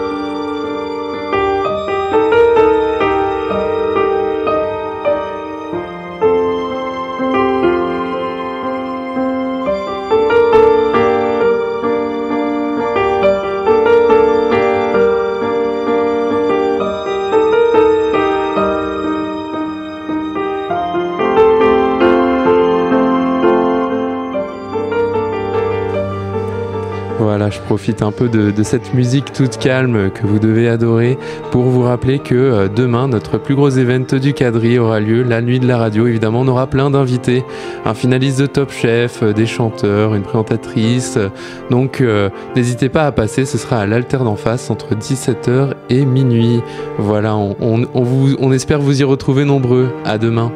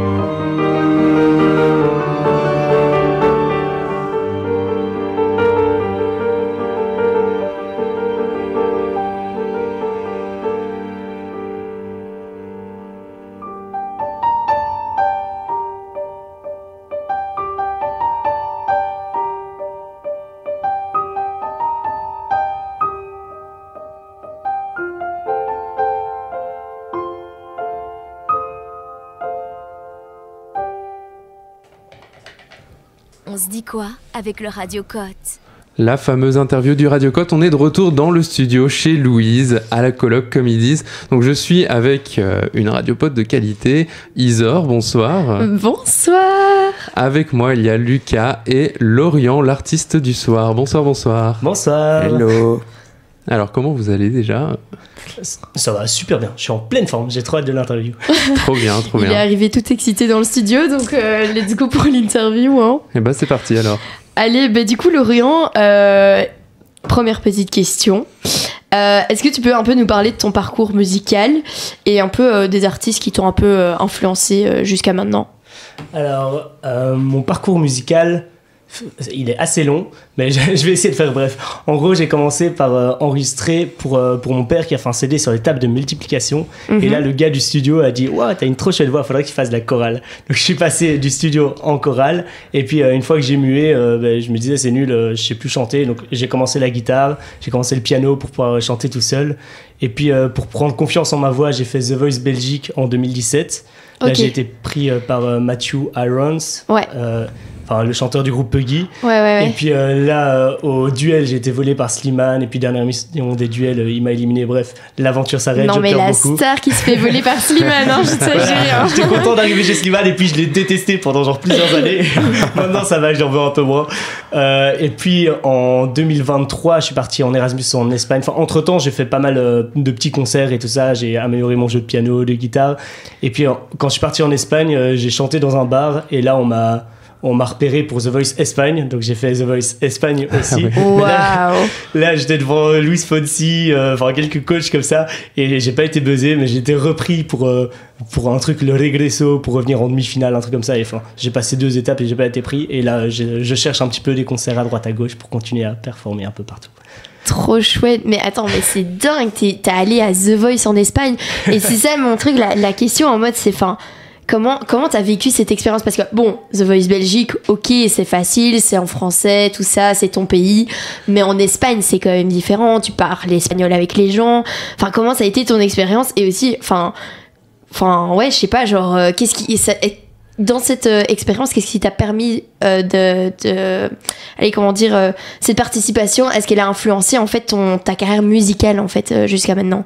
Influencer ma carrière musicale, je pense oui, quand même pas mal. Parce que le fait d'être forcé à parler en espagnol tout le temps pour les interviews, j'étais obligé de m'entraîner. Donc j'ai sorti ChatGPT, j'ai tapé meilleure discussion avec ChatGPT pour m'entraîner pour les interviews et tout ça. Et donc ça a amélioré mon espagnol et ça m'a permis maintenant de composer en espagnol. Parce que j'avais du mal à me lancer dans des compositions parce que quand j'écris en français, j'ai toujours le barrage des mots à me dire mais merde, ça sonne pas bien et tout ça, alors qu'en espagnol je me dis personne comprend, donc au pire si c'est un mot un peu de travers ça passe. Et effectivement quand je chante en espagnol je vois que les gens dansent, ils comprennent rien, ils chantent En mi mundo, ils gueulent et tout ça et ça passe bien. Donc j'adore ce truc là et je pense que c'est vraiment ça que j'ai retenu de l'expérience The Voice Espagne, enfin en plus de la confiance en soi que ça amène, de passer toutes ces étapes dans un aussi grand pays, j'étais trop content. Mais oui, pratiquer l'espagnol, ça m'a poussé vraiment à la composition. C'est trop bien. Et du coup, maintenant, est-ce que tu composes que en espagnol ou tu composes quand même aussi en français à côté? Je fais les deux. L'espagnol, ça reste quand même plus simple. En fait, j'ai un espagnol, on va dire, plutôt basique. Je l'ai appris juste en parlant avec les gens, mais j'ai jamais pris... j'ai pris une demi-année de cours d'espagnol, mais pas méga poussé, je comprenais pas grand-chose. Du coup, j'ai des bases, mais qui sont juste les miennes en espagnol, donc je fais plein d'erreurs. Ce qui fait que quand je compose en espagnol, je demande souvent à ChatGPT de recorriger tout ça ou à des potes de checker après. Mais je sais pas vraiment où je voulais en venir, je me suis perdu. Mais quand je compose comme ça, du coup, je fais pas trop attention aux mots. Ce qui fait que dès que je trouve un mot qui rime plus ou moins en espagnol, je peux finir la compo. Alors qu'en français, il y a plus ce côté où je dois rechercher des mots hyper légers. C'est la langue de l'amour, c'est la langue de la composition profonde, avec Brel et tout ça. C'est compliqué d'être au niveau. Donc, je compose en français et en espagnol, mais malgré le fait que j'ai pas beaucoup de vocabulaire, ça reste plus simple en espagnol qu'en français. Et t'as déjà essayé un peu en anglais? Je sais pas si t'as des compétences en anglais ou pas. Yes, I do. Ok, nice. Alors, l'anglais, je commence à le bosser grâce à How I Met Your Mother. Excellent. Je t'aime vraiment, c'est ma série préférée. Voilà. Je l'adore aussi. C'est genre la deuxième fois que je la regarde. Là, j'essaie de me forcer à regarder en anglais, sous-titré anglais pour améliorer. Et je me dis peut-être que je vais pouvoir lâcher des petits trucs en anglais, mais c'est pas encore mon fort et faut que je bosse. Trop chouette. J'ai une question, pardon. Excuse-moi, Isa. Est-ce que tu trouves que ton style musical change en fonction de la langue dans laquelle tu composes? C'est marrant parce que j'ai l'impression que non, mais mon style musical en général change à cause de l'espagnol. Parce que je kiffe tellement la vibe espagnole. En fait, je suis parti juste après ma réto en Amérique latine. J'ai fait un petit voyage comme ça pour apprendre l'espagnol et j'ai surkiffé la culture là-bas, la musique là-bas. Ce qui fait que maintenant, dès que je travaille au Ginette et dès que je taffe au Ginette, je lance playlist espagnole mais non-stop en boucle et je suis là occupé de danser. Donc c'est ma plus grosse influence musicale, ce qui fait que je compose soit en français, soit en espagnol, soit j'essaie en anglais par moment. Ça reste toujours une musique un peu latino qui donc tu dirais que peut-être ça t'a influencé dans ta globalité au niveau de tout ce que tu composes plutôt que juste dans une langue spécifique? Oui, c'est ça. D'accord, genre je peux chanter en français avec des petits rythmes latinos, quoi. D'accord. C'est trop chouette, mais moi j'ai vu que du coup tu faisais plein de petits concerts à Louvain-la-Neuve. Qu'est-ce que tu préfères dans cette expérience-là? Genre le public, est-ce que le public s'ambiance un peu sur ta musique? Est-ce que le fait d'être en approche avec le public c'est intéressant? Est-ce que le fait de performer tout simplement sur une scène c'est tellement impressionnant? Enfin, vas-y, raconte-nous. Alors, y a un peu de tout. Moi ce que je préfère, c'est mon rêve depuis que je suis petit, c'est de chanter ma chanson et d'entendre le public qui chante ma propre composition. Et c'est vraiment, j'ai eu beaucoup de mal à me mettre à composer, et maintenant que je commence à composer, à chanter mes chansons et entendre le public chanter le refrain tous ensemble, je suis là, waouh, c'est trop beau. Donc ça, je pense que c'est le moment que je préfère, les moments aussi où je laisse le public chanter et je peux les écouter et moi je fais rien. Même si habituellement le public vient pour nous voir nous, mais en tant qu'artiste c'est hyper kiffant de voir le public chanter. Ceux qui m'écoutent, n'hésitez pas à chanter, à danser, à taper dans les mains, c'est vraiment les moments qu'on préfère en tant qu'artiste. C'est un moment d'euphorie un peu... Ah oui, clairement. Mais on sent qu'ils sont pas juste là assis à boire leur café et qu'on ait la petite musique d'ambiance. On sent qu'on fait qu'un seul avec le public et je pense que c'est ce que chaque artiste cherche au fond, c'est transmettre la musique et transmettre plus que de la musique, mais aussi toucher au cœur, toucher au mouvement. Enfin, ne faire qu'un avec le public, c'est vraiment ça. C'est vraiment trop chouette. Moi, je me dis, ça doit être une expérience incroyable en tant qu'artiste d'être sur scène et d'avoir ce sentiment. Parce qu'on en voit à force en interview, ils disent ouais, le sentiment que tu as avec le public. Moi, je me dis, ça doit être juste une sensation énorme, quoi. Ah oui, chaque fois que je finis un concert, j'ai qu'une seule envie, c'est en refaire un. Limite le lendemain, j'arrive. Venez, je viens direct. La maison, 3 personnes. Oh, tranquille, vous dansez, il y a quoi? Non, c'est vraiment une expérience incroyable, moi j'adore. Et du coup, j'ai appris que tu avais participé à la Love Day l'année passée et que tu reparticipes cette année. Est-ce que tu peux nous expliquer ce que tu fais dans cet événement et ce qu'il représente pour toi? On rappelle que le Love Day, c'est un événement du Capote qu'on n'a pas assez mentionné, mais donc auquel on pourra te retrouver. Ben oui, mais le Love Day, j'ai participé l'année passée, c'est une pote Mao Bredo qui m'avait proposé, parce qu'on lui avait proposé à elle de chanter toute seule, mais comme on a déjà chanté pas mal de fois ensemble, elle s'est dit vas-y on va tenter à 2, et ça s'est assez bien passé, c'était trop chouette. Et cette année, le Capote m'a recontacté pour réitérer l'expérience, et comme je vous ai dit, j'ai trop hâte de faire des concerts et tout ça, et donc je me suis dit c'est l'opportunité pour moi, vu que c'est le Love Day, d'essayer de composer des chansons vraiment d'amour. Parce que pour le moment, dans mes compositions, j'ai des chansons qui parlent du monde merveilleux, de la vie quotidienne, de plein de trucs, mais j'ai pas vraiment de chansons d'amour. Et donc c'est un peu un défi que je me mets de me dire, pour le Love Day, le 31, il faut que je sorte une chanson d'amour. Là, j'ai sorti justement une petite vidéo aujourd'hui en sortant une composition en espagnol que j'ai faite sur l'amour. Gros défi, ce serait de réussir à le faire en français. Je suis pas sûr que j'y arriverai, mais en tout cas, il y a déjà une chanson d'amour que j'ai composée pour l'événement qui devrait venir. Pour nos auditeurs qui ne parleraient pas espagnol, amour en espagnol, c'est amor. C'est très compliqué. Alors, si jamais. Et la base de cette chanson, c'est Te quiero, donc je t'aime. C'est marrant que tu composes en fait beaucoup de chansons en mode joie de vivre et tout, et pas d'amour, parce que c'est vrai que souvent, les artistes... Enfin, pour moi, la plupart des chansons parlent c'est beaucoup des chansons d'amour, etc. Donc, c'est marrant que ce n'ait pas été ta première intuition, tes premières chansons, entre guillemets, tu vois. Du coup, je trouve ça assez intéressant, quoi. Oui, mais en fait, c'est vraiment, je dirais, ma devise. Moi, ma devise dans ma vie, c'est j'ai envie d'être heureux et de rendre les gens heureux. Et donc dans mes chansons, j'ai envie que ce soit ça qui passe. C'est pour ça que souvent il y a les petits rythmes latins et tout ça quand je chante, parce que j'ai envie que les gens puissent danser, qu'ils s'ambiancent, que ça amène juste le sourire à chaque fois. En tout cas, t'es très souriant, donc tu nous amènes de la bonne humeur au Radio Code, c'est trop chouette. Et alors, j'ai une petite dernière question. Mais toi, en fait, plus tard, tu te vois où? Genre, c'est quoi un peu tes projets futurs? Enfin, quelles sont peut-être les futures collaborations que tu vas peut-être faire ou que tu aimerais faire? Quelles sont un peu tes envies pour ton futur musical, on va dire? Pour savoir si on donne un CDD ou un CDI. Ouais, c'est ça. Alors, mes ambitions. En fait, je suis un peu mitigé parce que j'ai l'impression qu'il y a beaucoup d'artistes qui arrivent au sommet et puis finalement qui se droguent, qui sont juste déprimés, qui prennent plus du tout de plaisir sur scène.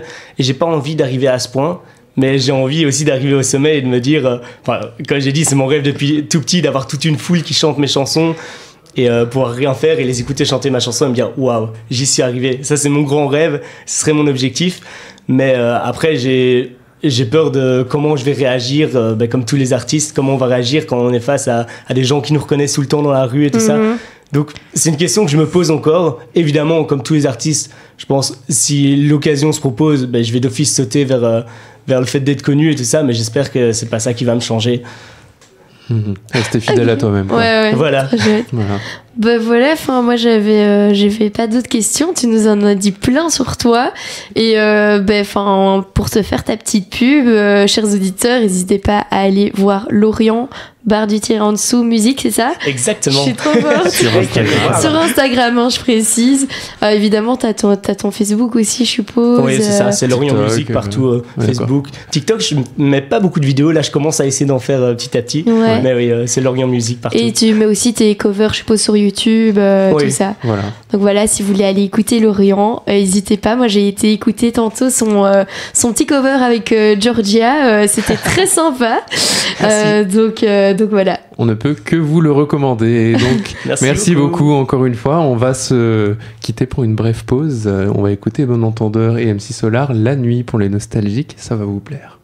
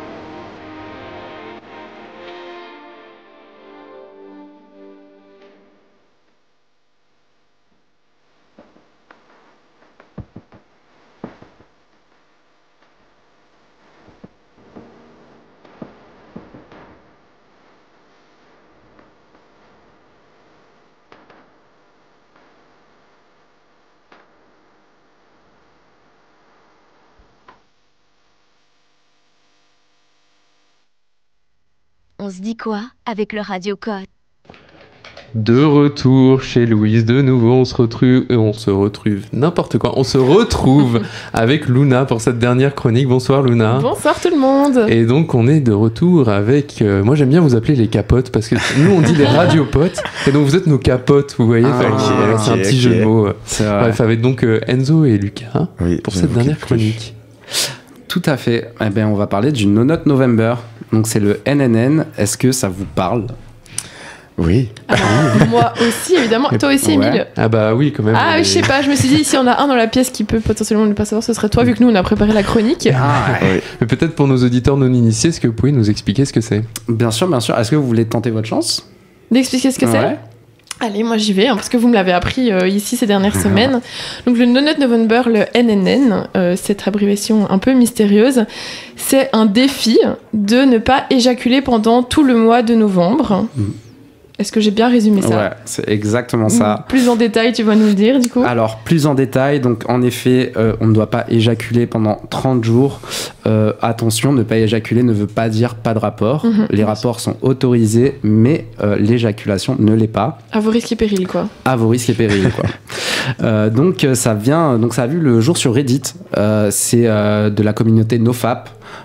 Qui prône du coup l'abstinence de la masturbation, qui avait fait un mème qui partait d'une blague à la base en 2017.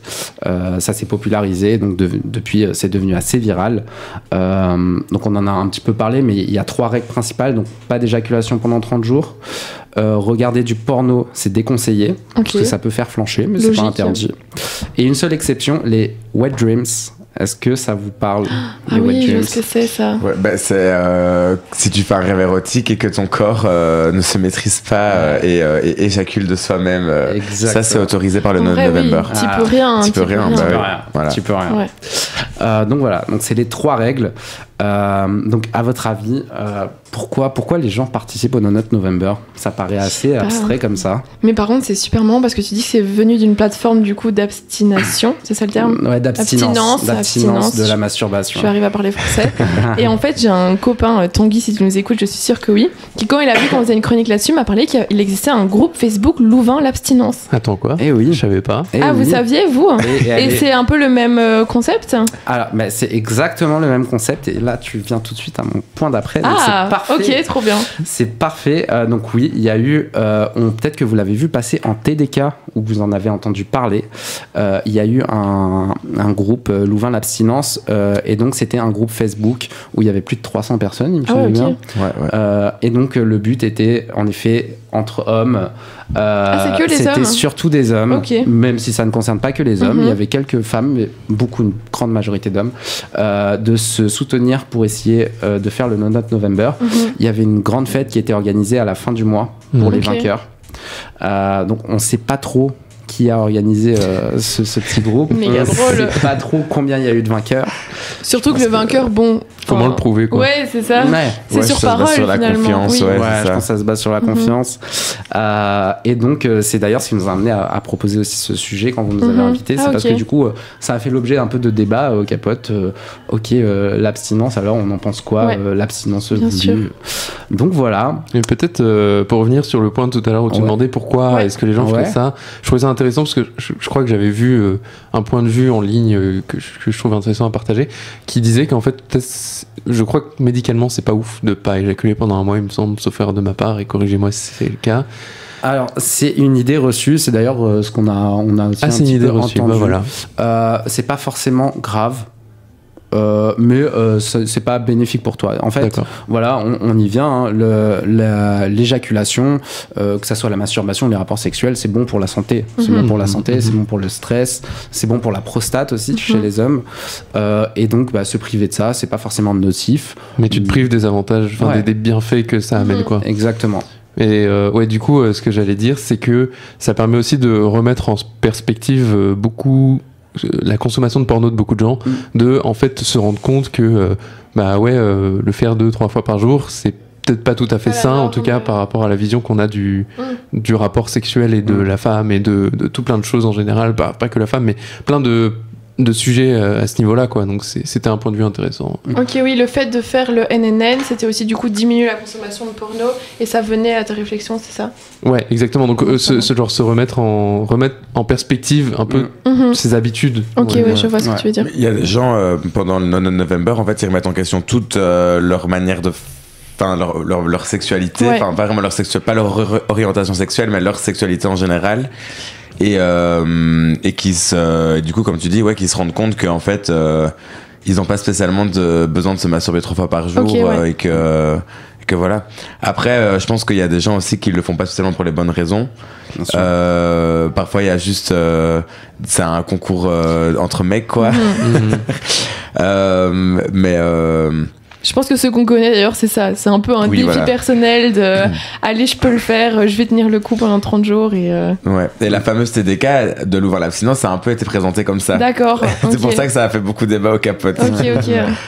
Après, grand bien leur face. S'ils veulent se faire un défi personnel, en soi, ça n'impacte personne. Bon, à part peut-être le petit ami ou la petite amie qui doit elle aussi potentiellement s'abstenir pendant 30 jours. Mais... C'est vrai qu'on n'en parle pas assez. Oui, mais il y a ça aussi. Ça arrive. Mais par contre, bête ou pas bête question, mais du coup on est d'accord que le NNN ne concerne que les hommes. Quand on en parle. Alors, en effet, c'est la question que moi je me suis posée en écrivant cette chronique, c'est que c'est hyper orienté centré sur la masculinité. Et donc en fait, le but n'étant de pas éjaculer pendant 30 jours. Mais qu'en est-il de l'orgasme? Oui, c'est ça, oui. Et on en parlait tout à l'heure. On en parlait tout à l'heure. Voilà, du fait que en fait il y a des sécrétions, si je puis dire, chez la femme aussi quand lors de l'orgasme. Lors de l'orgasme, exactement. Et donc en est-il pour les femmes aussi au niveau est-ce que c'est pas de rapport, est-ce que c'est pas d'orgasme, est-ce que c'est pas d'éjaculation, enfin on en est où? Et ça du coup c'est très très flou. Personnellement, je voudrais pas dire de bêtises, mais j'ai pas trouvé de réponse claire à ce sujet. À creuser. Je sais pas si tu as une. En fait, c'est juste, vous en avez déjà parlé dans la chronique de l'orgasme en tant que finalité, mais les gens, c'est ancré dans la tête des gens que un orgasme chez l'homme est égal à une éjaculation d'office, alors que pas spécialement. Et donc, je pense que dans le No Nut November, quand ce concept a été créé, c'était comme ça en mode no nut, tu t'éjacules pas, t'as pas d'orgasme, quoi. Donc, je pense que tu t'as pas le droit d'avoir d'orgasme. Ok. C'est plus comme ça. Ouais. Ils ont peut-être un petit peu grossi l'expression et. Ou peut-être fait un raccourci. Un raccourci, oui. Et dans ce qu'on vient de dire, il y avait d'autres raisons du NNN? Alors il y a d'autres raisons. Donc on l'a dit un petit peu, ça peut être un défi personnel, à l'image du dry January pour l'alcool. Du Movember pour la barbe. Et du Movember pour la barbe. Un moyen d'améliorer sa productivité et sa concentration. Ok. Donc ça revient aussi à l'idée de réfléchir un peu à son rapport avec sa vie sexuelle et de pouvoir se concentrer sur autre chose. Okay, ouais. Certaines personnes disent que ça permet d'être plus concentré. On a aussi, du coup, tu t'en parlais, le discours sur la pornographie. Donc la consommation de pornographie aussi, ça permet aussi de pouvoir contrôler ses pulsions. Mais aussi on a, et ça s'est vu surtout sur les réseaux, cette idée que ça booste la testostérone et la virilité et l'attractivité. De faire le NNN? De faire le NNN, qui n'est évidemment scientifiquement pas du tout prouvé. la majorité des trucs qu'on entend sur la testostérone chez les hommes et chez les femmes, c'est déjà n'importe quoi. Exactement. Alors donc, je pense vraiment que ce soit pas très vrai. C'est un petit rigolo. Ça, c'est voilà. Ouais. Donc ça fait partie des raisons un peu populaires, mais c'est important de le dire. Non, c'est vrai, oui, c'est ça ne booste pas la testostérone, surtout. Voilà, si c'est le but, c'est un petit peu perdu. Donc voilà, c'est un petit peu les 4 raisons principales qu'on peut observer. Ouais. Ok, hyper intéressant. Donc voilà, après on en a parlé, il y a des effets positifs, donc c'est de pouvoir se recentrer, réfléchir à son rapport sur sa vie sexuelle, sur la masturbation ou quoi, c'est hyper important. Mais il y a aussi quelques effets négatifs, dont un principalement, c'est que ça peut amener à de la frustration. Ouais, oui, évidemment. Parce qu'évidemment, la libido, elle reste toujours active. C'est pas parce qu'on on veut tenir que notre corps, lui, ne s'exprime pas. Et il y a beaucoup de comportements compensatoires. Donc, on entend par là une hyper... Manger ou... Ah non, rien à voir. Non, c'est plutôt une hyper... ça pourrait, pourquoi pensé, pas, quand t'arrêtes de fumer ou quoi, il y a des gens qui se mettent à manger ou quoi. Ouais. Mais là, du coup, moi, je voulais surtout aborder l'hyper-focalisation sur la sexualité, c'est-à-dire, étant donné que voilà, tu n'assouvis pas ce désir et que ta libido reste quand même actif, t'as tendance à sexualiser des choses qui ne le sont pas Ok, du tout parce que en fait Mhm. ton corps t'envoie tout un tas de messages quoi. En fait, c'est un peu en lien. C'est comme quand quelqu'un est au régime, j'ai l'impression que finalement, il rêve de nourriture tellement il s'en prive. C'est un peu ça, exactement. Et c'est le manque Ouais. qui fait que voilà. Et donc voilà, c'est un Tu petit fais une obsession comportement un peu, compensatoire qui voilà n'est pas grave en soi, mais qui C'est pour pas gay autant non plus, quoi, oui. voilà. C'est une question de mindset, quoi, peut-être. C'est une question Comment de on mindset, aborde ouais. la question. Voilà, c'est important, quoi. Et bon, après, il faut évidemment pas que ça crée des comportements un peu abusifs. Voilà, mais sinon, je crois qu'on a fait un petit peu le. C'est un peu les seuls effets négatifs finalement. Oui, c'est vraiment psychologique en soi, mais pour le corps, c'est pas mauvais pour le corps, mais c'est pas pour autant que c'est bon pour le Ok. corps. Voilà. Donc c'est un effet de mode sur lequel on ne va pas faire non plus un trop gros disclaimer. C'est ni fifou ni mauvais non plus, quoi. Voilà, c'est un petit peu notre con. Pardon, ça reste quand même ancré, je trouve, parce que ça a quand même 8 ans que enfin, moi, je trouve oui. que plus les années passent, Oui, et plus ça devient un gros truc. Oui. Genre maintenant, c'est une trend sur TikTok. Carrément, il y a des TikTokers en novembre qui font des No-Nut November et qui se filment chaque jour en mode. Alors aujourd'hui, récap, jour 5 sans masturbation. Comment je me sens? Voilà. Ouais. Et alors, en vrai, c'est intéressant de les suivre parce que j'ai déjà vu tout un mec qui faisait ça, mais il a fail quoi le 11e jour. Aïe. Mais il disait quand même qu'il ressentait des bienfaits en mode qu'il était plus productif dans sa journée, des trucs comme ça. En vrai, ouais, c'est hyper intéressant. Ouais. Donc un sujet à creuser pour nos auditeurs auditrices qui souhaiteraient peut-être s'y aventurer. Voilà, je suis désolé, on va malheureusement devoir se quitter Aucun pour souci. cette émission. Donc on va mettre le petit jingle, voilà. On vous remercie de nous avoir écoutés ce soir, chers auditeurs. On remercie le Capote chaleureusement. Ouais, merci beaucoup, c'était génial pour cette émission spéciale. Il y a le jingle qui parle en même temps, j'ai pas bien géré mon coup, c'est pas très grave, je vais le remettre après. Mais merci beaucoup, c'était vraiment très chouette, très instructif. On espère avoir. Enfin, moi j'ai appris des choses, je pense que les autres radiopotes ont appris des choses et on espère que les auditeurs aussi. Donc on se retrouve pour rappel demain à la nuit de la radio, à l'Alter d'en face, entre 17 et minuit. Vous pouvez passer, il y a des radios libres, il y a des intervenants, il y a tout plein de choses, donc n'hésitez pas à passer. Et puis le 31 mars, si je me trompe pas, il y a le Love Day du Capote sur la Grand Place. Voilà, c'est ça. Donc, de midi à 22h. Donc c'est à retrouver sur tous vos réseaux qu'on a déjà mentionnés. Donc n'hésitez pas et on se souhaite une bonne soirée et un bon cycle. Petite casa peut-être en prévision. Peut-être qu'on se verra. C'était avec grand plaisir et bon courage pour demain. Merci beaucoup. Voilà, une bonne soirée. Bonne soirée.